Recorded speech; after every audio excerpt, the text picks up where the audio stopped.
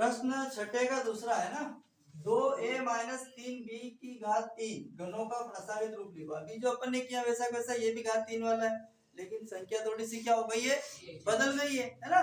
तो अपन लिख लेते, कोई दिक्कत नहीं इसमें भी।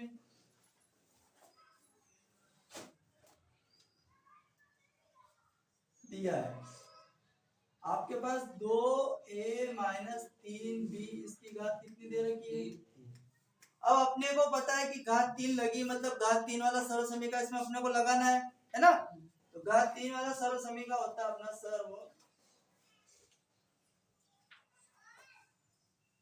समीकरण।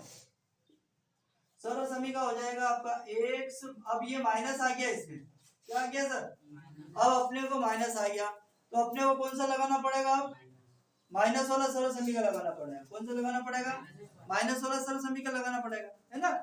तो यहाँ पे x माइनस वाई पूरे की घात कितनी, 3, x की घात 3 माइनस y की घात 3 minus 3xy, x minus y, सही है, ठीक है। अब इसको अपन मान लेते हैं, ये आपका x का मान हो जाएगा, ये आपका y का मान हो जाएगा, है ना भाई। दो पद है तो एक पद x का और एक पद y का। कोई डाउट है क्या, है ना। तो यहाँ पे मान लेते हैं अपन,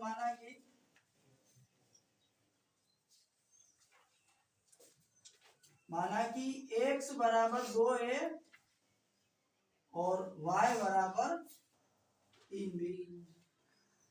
कोई दिक्कत है किसी को, ये अपन ने लिख लिया।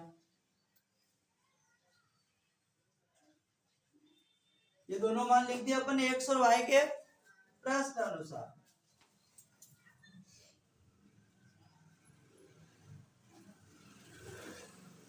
प्रश्न अनुसार वही सारा समीकरण उतारते अपन यहाँ पे। 2a माइनस 3b पूरे की घात कितनी आ जाएगी आपकी, 3 आ जाएगी, बराबर।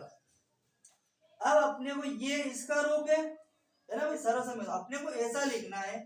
तो यहाँ जो x है, अब x का मान हमारे पास कितना है, 3 है, 3 है।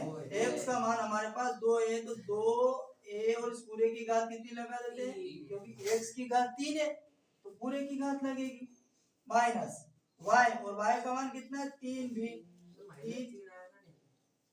3b की घात। सर्व समीकरण अपन ने माइनस वाली लगा दी ना, प्लस वाली लगाते तो दिक्कत है।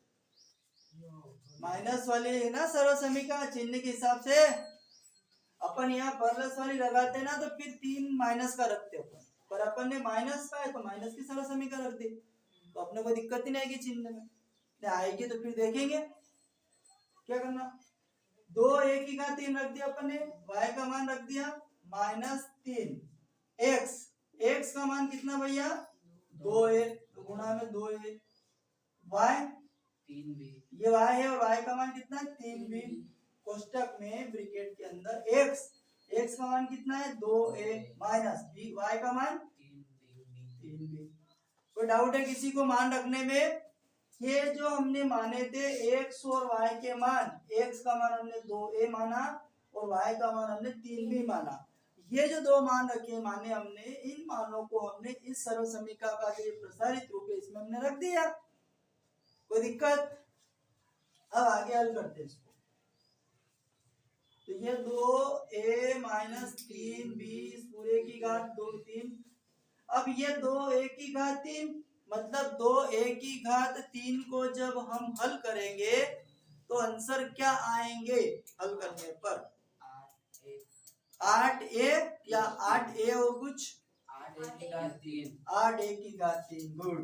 8a और इसकी घात कितनी हो जाएगी, कोई डाउट है किसी को, कैसे करा भाई। ये 2a था, 3 बार लिख दिया हमने 2a को, ये 2a अंकों का अंकों में गुणा करेंगे तो 2 दूनी 4, 4 दूनी 8 हो गए, और इसकी घात भी है, इसकी घात भी और एक इसकी घात भी। तो गुणा में घातें क्या होती है, जुड़ती कब, जब आधार समान होते हैं तब।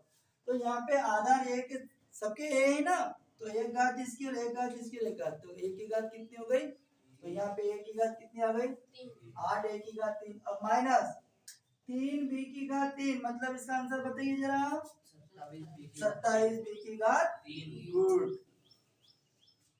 27b की घात 3 माइनस ये मल्टीप्लाई होगा तीन दूनी 6, 6 दूनी 12, 6 18, ए और बी माइनस 2a, ब्रैकेट में 2a माइनस 3b,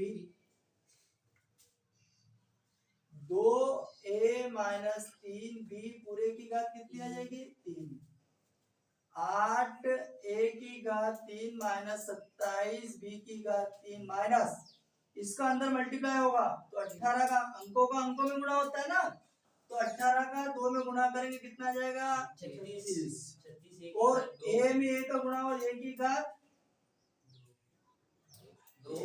2 और b ऐसा कैसा आ जाएगा, फिर 18 का गुणा इसमें करेंगे माइनस सेकंड वाले पद में, तो 18 या 54 a और b की घात 2, तो इसका प्रसारित रूप बेटा कौन सा आ गया ये वाला। अतः 2a माइनस 3b पूरे की घात 3 का प्रसारित रूप 8a की घात 3 माइनस 27b की घात 3 माइनस 36a की घात 2b माइनस 54 a और b की घात 2 होगा। क्लियर है? कोई डाउट है किसी को? ठीक है, बताइए।